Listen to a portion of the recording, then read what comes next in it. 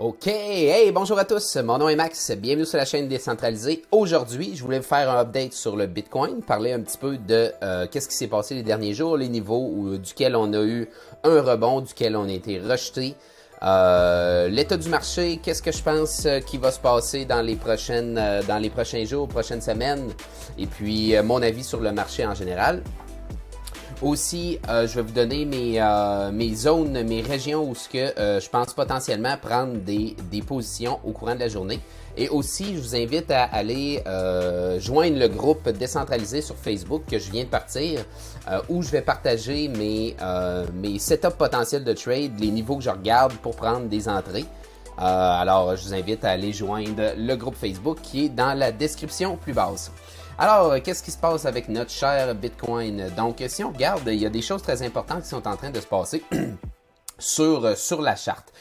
Pour ceux qui me suivent depuis les quelques semaines que j'ai commencé à faire des vidéos, vous avez pu voir que moi, je regarde beaucoup les chartes selon les zones de consolidation qu'il y a eu.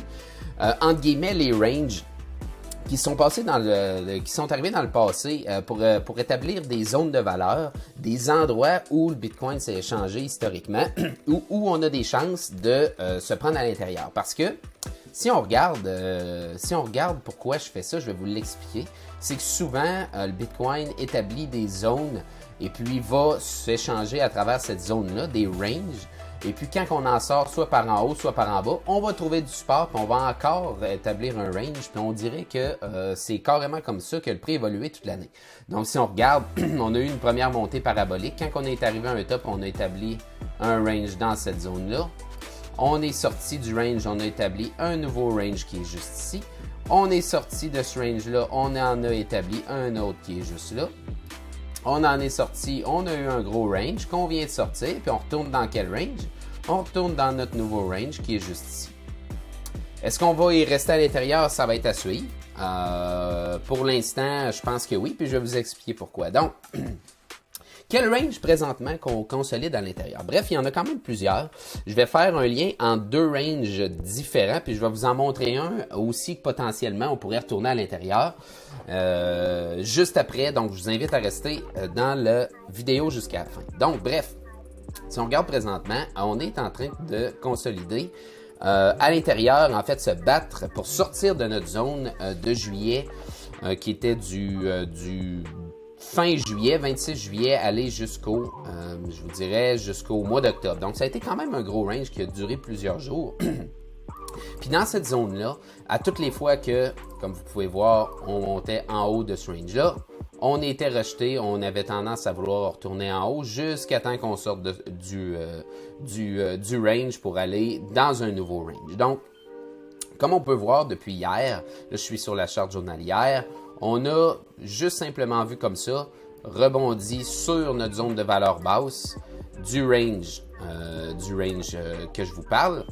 Et puis, on est monté rapidement jusqu'à la zone de valeur élevée. On en est sorti et puis là, on a de l'air vouloir, au moment où je tourne la vidéo, retourner à l'intérieur. Si on retourne à l'intérieur, c'est pas impossible. C'est vraiment pas impossible qu'on descende, qu'on aille retester le point de contrôle, qui est la zone avec le plus de volume du range, et puis que potentiellement, on aille retester encore notre zone de valeur basse. C'est pas impossible. Puis ça signifierait pas non plus un marché baissier. Ça, c'est quelque chose qu'il faut qu'on se dise tout de suite. Donc, c'est ça. Fait que présentement, on a de l'air de vouloir retourner dans ce range-là. Ça se peut qu'on rebondisse. On va regarder plus tard qu'est-ce qui pourrait nous indiquer qu'on rebondisse. Mais pour l'instant, on se bataille vraiment avec notre zone de valeur élevée. Un autre range, c'est le range 2021. Donc, si on regarde, on analyse le volume. Je vais enlever celui-là. Si on analyse le volume complet de l'année 2021, ce qu'on peut voir, c'est que notre zone de valeur élevée est la même que notre zone principale, que notre zone précédente dans laquelle on essaie de rentrer à l'intérieur, notre zone de juillet. Donc, notre zone de valeur élevée, ce niveau-là, là, à 49 763, c'est un niveau très important. On va arrondir ça à 50 000. Notre 50 000, ça a été un point absolument qui a offert beaucoup de résistance puis du support aussi. Voyez-vous, ça avait été du support plusieurs fois avant. Ça a été des résistances ici. Et puis présentement, on voit qu'il y a de la misère à tenir un support. Donc, c'est le niveau de 50 000, selon moi, est une place qui est extrêmement importante. Et puis, en plus, c'est juste ici, si on regarde ma ligne bleue qui est là, c'est la moyenne mobile des 200 derniers jours exponentiels. Donc, si on regarde ici, c'est mes moyennes mobiles simples, 21 des 21 derniers jours et des 50 derniers jours. Et puis, la ligne en bleu, c'est la moyenne mobile des 200 jours exponentiels. Donc, elle est plus réactive. Puis souvent, si vous regardez dans le passé, quand on est par-dessus, c'est signe qu'on est dans un marché haussier. Et puis quand on est en dessous, en fait, c'est signe que les bulls, entre guillemets, la traduction juste les bœufs, seraient en contrôle du marché. Et puis quand on est en dessous, c'est la zone où les ours les bears, ceux qui sont baissiers, sont en contrôle. Donc, on était par-dessus. Si on regarde hier, si on zoome un petit peu, on voit qu'on a rebondi hier parfaitement sur cette moyenne-là, ce qui était encourageant pour repartir à la hausse, ce qui est arrivé. Cependant, on a été rejeté. On a été rejeté d'un niveau très important que je vais vous dire dans quelques minutes. Donc c'est ça. Est-ce qu'on va rentrer à l'intérieur de cette zone-là? Si on n'est pas capable de soutenir, à ce niveau-là et repartir plus haut, je m'attends qu'on rentre à l'intérieur. Donc, si on rentre à l'intérieur, c'est quoi les supports qu'on peut s'attendre à prendre des positions longues et aussi peut-être des bonnes zones d'accumulation si vous êtes des holders à long terme et puis que vous pensez encore que le marché est haussier, ce que personnellement je pense, puis je vais aussi vous expliquer pourquoi un petit peu plus tard. Ben, je vais vous dire des bons supports à surveiller. Donc, si on est pour rentrer dans cette zone-là, avant de regarder la zone de valeur complète du 2021, comme je vous ai montré, moi, je vais regarder plus le range de juillet à septembre. Donc, pour moi, c'est le range qui est important présentement. Je ne veux pas commencer à fermer des chandelles journalières sous notre zone de valeur basse. Ça sera un petit peu plus négatif. Ça pourrait indiquer qu'on descendra un petit peu plus bas. Peut-être aller retester des supports précédents qui étaient comme juste ici, là. Support résistance précédent.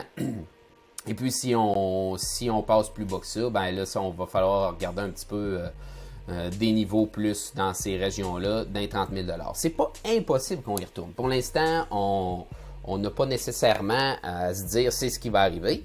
En fait, je pense pas que c'est ce qui va arriver. Par contre, il faut être prêt à n'importe quoi, finalement. Il faut être prêt à n'importe quel scénario. Donc, si on rentre dans notre zone de valeur de ce range-là, où sont nos niveaux où on pourrait trouver du support? Donc, si on met un petit peu plus de niveau dans notre charte et puis on s'en va sur un time frame un petit peu plus petit comme le 4 heures, ce qui vient d'arriver, hier on a été rejeté exactement dans un niveau de résistance hebdomadaire / poche dorée, Golden Pocket, avec une divergence bearish sur Market Cypher B qui était juste ici, un trade que j'ai pris d'ailleurs en après-midi aussitôt qu'elle a été confirmée. J'ai malheureusement hier manqué mon entrée. C'était vraiment clair juste ici, je vais vous le montrer, qu'on allait avoir un rebond dans cette zone-là.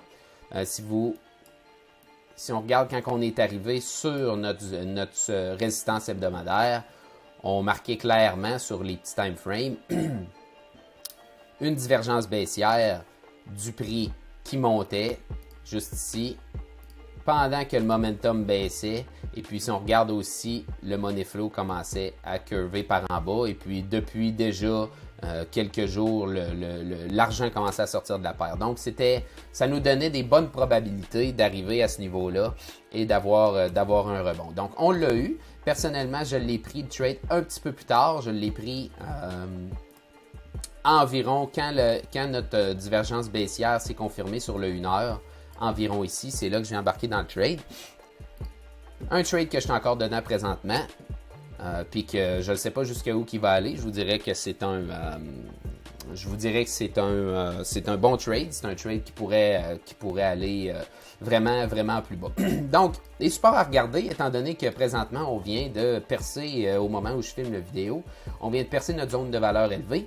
On a un petit range qui est encore vraiment petit, qui s'est formé, qui est en train de se former. Je vais juste l'étirer un petit peu parce que j'ai quelques chandelles de plus depuis que je l'ai mis.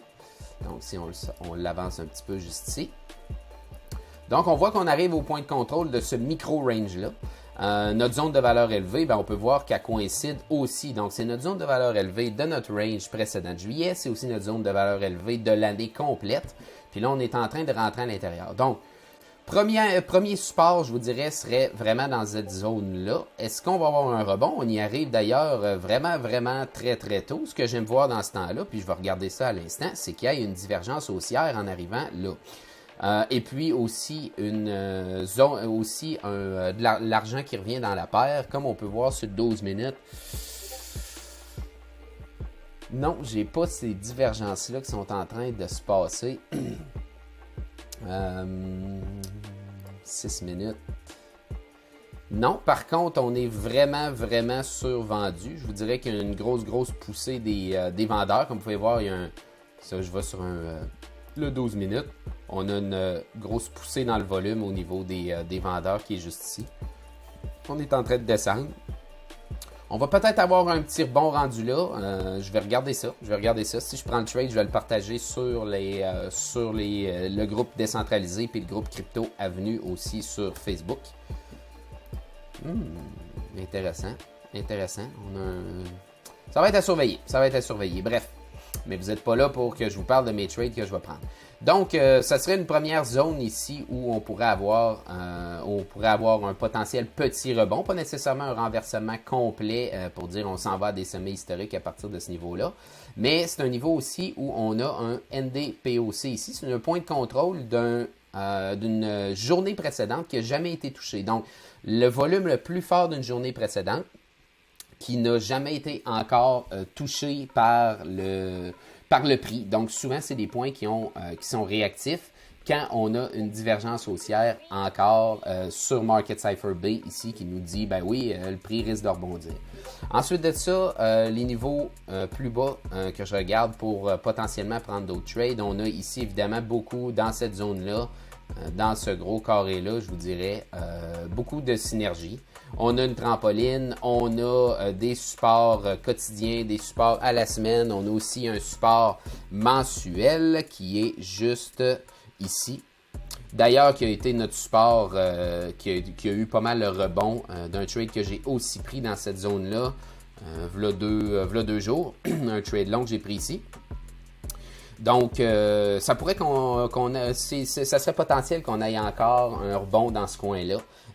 Si, exemple, on ferait quelque chose comme ça avec notre prix.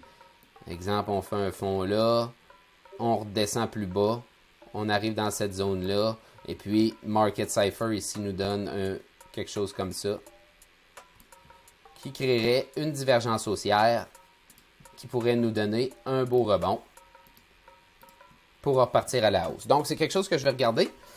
Là, présentement, je suis sur la charte du 1 heure. Des divergences comme ça, plus le time frame est gros. Si, exemple, on a une divergence haussière sur le 4 heures ou baissière sur le 4 heures, en descendant, 3 heures, 2 heures, 1 heure, 30 minutes, etc., ça nous donne un potentiel plus élevé d'avoir une réaction. Parce que ça nous montre dans le fond les divergences que il y a un débalancement entre les acheteurs et entre le prix. Donc, si exemple le prix monte et puis que le momentum commence à descendre, donc on commence à faire une divergence baissière, ben ça nous indique que potentiellement l'actif est surévalué, puis il a besoin d'avoir une correction. Donc, si on va sur le 4 heures, ben moi, je pense qu'on va encore descendre un petit peu plus bas. On peut voir qu'on a un red dot qui est ici, qui a été imprimé, qui nous montre que ben là, on est en train de redescendre vers les zones survendues. Ça a été un sommet de momentum par nos acheteurs, donc on est en train de redescendre. Donc, c'est ça. Ensuite, prochain support, si on n'est pas capable de soutenir ici, si on n'est pas capable de soutenir dans cette zone-là, on peut voir qu'on a le point de contrôle de notre zone dans lequel on rentre à l'intérieur présentement, qui se trouve à être autour des 45-46 000 $. Si on n'est pas capable de soutenir là, ben on risque d'aller retester encore notre zone juste ici, notre poche dorée et aussi notre support au mois. Et puis, si on n'est pas capable de soutenir là, on va se rendre jusqu'à notre zone de valeur basse qui est aussi un support quotidien qu'on va surveiller. Donc, ce que je veux voir, c'est personnellement le prix arrêté soit ici, soit là, soit ici, ou bien dans le pire des cas, là. Et puis, ce que je vais regarder, c'est des divergences haussières sur Market Cypher, quelque chose qui ferait comme ça.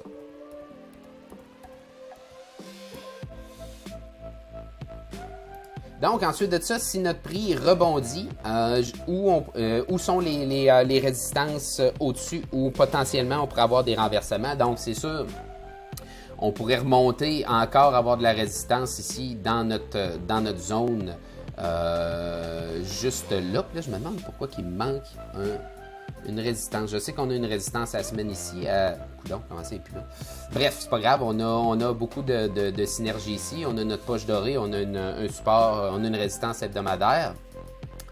Donc, ensuite de ça, si on passe plus haut, on a une zone ici avec des supports quotidiens, des supports à journée qui pourraient nous donner de la résistance. Ensuite de ça, la plus grosse résistance à passer serait celle-là. Vraiment dans ce carré-là, je vous dirais, ça va être à regarder. Très zone avec beaucoup de synergie. Et puis après ça, ben, on a on partirait pour les sommets historiques. On aurait le sommet historique précédent. On peut voir qu'ici, si je mets une ligne horizontale, on peut voir que là, on aurait probablement beaucoup de résistance aussi. Et puis, après ça, ça serait les sommets de tous les temps. Donc, c'est ça pour les niveaux que je regarde. Je vous invite encore à revenir me suivre, en fait, sur la page décentralisée. Et puis aussi Crypto Avenue pour voir les trades potentiels que je vais prendre. Et puis les trades que je prends aussi. Je vous dirais de mon côté, ceux qui se questionnent à se dire, OK, ben, tu sais, c'est quoi ma stratégie personnellement? Moi, en fait, je trade comme ça avec une partie de mon account, mais je suis plus du genre à accumuler des cryptos de qualité, j'en accumule et puis je les hold. Je suis plus un holder à long terme qu'un trader à court terme comme ça. Par contre, personnellement, je trouve que c'est une bonne méthode d'accumuler plus de Bitcoin, de le faire tranquillement. Je dirais qu'il y a moyen de travailler avec les effets de levier pour, au contraire, gérer un risque. Diminuer son risque en fait, c'est sûr que si vous arrivez sur une plateforme comme Binance ou comme sur Femex, puis vous prenez tout votre compte au complet, vous mettez ça en levier à 50 fois, pas de stop loss, ben je vous dirais que c'est un peu comme de la roulette russe. Là. Par exemple, il y a moyen de rentrer dans des trades avec 1%, 2% maximum de votre compte, mettre un effet de levier. Fait que le maximum que vous perdez, c'est 1 ou 2% de votre compte. Et puis, vous avez un potentiel de faire des bons gains là-dessus. Donc, je vais vous montrer une autre chose, comme je vous ai déjà montré, mais là, quelques jours, j'avais dit par rapport au Bitcoin sur les échanges, si le prix continue à descendre, mais que je vois encore de l'accumulation se faire, à mon avis, ça va être très bon signe. Ben, regardez, c'est exactement ce que je voulais qui se passe, en fait. Ce qui fait que je suis encore très haussier sur le marché, c'est ça. Regardez la descente du prix qu'on vient d'avoir, puis regardez l'accumulation qui continue de se faire de Bitcoin. Les Bitcoins ne cessent de descendre. Ça veut dire que les gens sont encore vraiment haussiers. Les gens, quand je dis les gens, c'est que pour voir de l'accumulation comme ça, les gens ne sont pas la masse. Ne sont pas la masse parce que la masse, elle a peur en tabarouette. Si on regarde avant hier, le Fear and Greed Index était à 16. Je veux dire, c'est un niveau extrêmement bas. Ce qui fait que les gens ont peur en tabarouette. Puis ça, le Fear and Greed Index, c'est calculé par rapport à, dans le fond, l'algorithme, lui, il regarde tout sur les réseaux sociaux, Reddit, Twitter, etc., analyse les mots. Je sais pas, je suis pas un programmeur ni rien de ça. Par contre, j'ai su que ça, ben c'est ça. Ça prend tous les termes dits toutes les discussions, ça analyse un petit peu les termes que le monde utilise pour évaluer, est-ce que le monde a peur ou est-ce que les gens sont haussiers sur le marché. Et puis, présentement, avoir les bitcoins qui descendent des échanges, avec une peur comme ça, je vous dirais, écoutez, moi je pense que les couleurs devraient être inversées. Quand l'aiguille est dans l'extreme greed, là, c'est à ce moment-là où finalement ça devrait être rouge et puis ici ça devrait être vert. Parce que, tout dépendant, c'est sûr que c'est un contexte global. Je veux dire, si on verrait qu'il y aurait de la peur, et puis déjà depuis plusieurs semaines, comme ici on verrait les bitcoins augmenter sur l'échange, pendant que le prix, on sent qu'on perd de la vélocité, comme ici c'était notre fameux Dead Cap Bounce du mois d'avril, avril-mai, les bitcoins montaient sur les échanges pendant qu'on faisait un sommet plus bas, puis après on a eu une grosse descente, puis là on peut voir que les bitcoins ont beaucoup augmenté ces échanges. À un certain point, même que quand il y a eu notre bear trap juste ici, ou que le prix est sorti de du pattern qu'on était à ce moment-là, il y a eu une grosse augmentation de bitcoin sur les échanges pour baisser tout de suite après quand les gens, ok, on repart par en haut. Là. Donc c'est assez capoté de voir ça, puis excusez-moi. Si on regarde ça, le prix a descendu beaucoup. Là, on parle de, si je retourne sur ma charte depuis les sommets, on a descendu actuellement, on est à moins 29%, puis le plus bas, c'est à peu près moins 40%. Donc, le prix a énormément descendu quand même depuis quelques jours. Et puis, malgré ça, l'accumulation est vraiment intense. Donc, c'est tout pour aujourd'hui. Si vous avez aimé, ça a été un plutôt long vidéo, je vous dirais. Mais je pense que c'est un moment extrêmement important, étant donné qu'on est en train de rentrer dans notre range. Fait qu'il faut être au courant que c'est possible qu'on aille des baisses, peut-être aller jusqu'aux 40 000 $. Donc, je vous invite à aimer, à vous abonner si vous êtes dans ce genre de contenu-là. Présentement, je fais encore juste du contenu pratiquement exclusivement sur le Bitcoin parce que personnellement, c'est à peu près tout ce que je trade en levier, c'est le Bitcoin parce que j'ai une relation spéciale avec le Bitcoin. Je ressens ce que lui ressent. Mais bref, blague à part. Je trouve que pour trader, pour moi, c'est mieux. Puis là, présentement, je fais du contenu là-dessus. Par exemple, je vais aller un petit peu plus dans les altcoins aussi dans le futur. Donc, je vous invite à vous abonner et à me suivre. Je vais aussi commencer à partager un petit peu plus sur Twitter. Mon ticker, c'est @décentralisé, LYSEEMD. Donc, vous pouvez aller me suivre sur Twitter. Je vais aussi mettre le lien dans la description. Donc, c'est tout pour aujourd'hui. Si vous avez des commentaires, n'hésitez pas à les laisser. Et puis, on se voit dans une prochaine vidéo. Bye!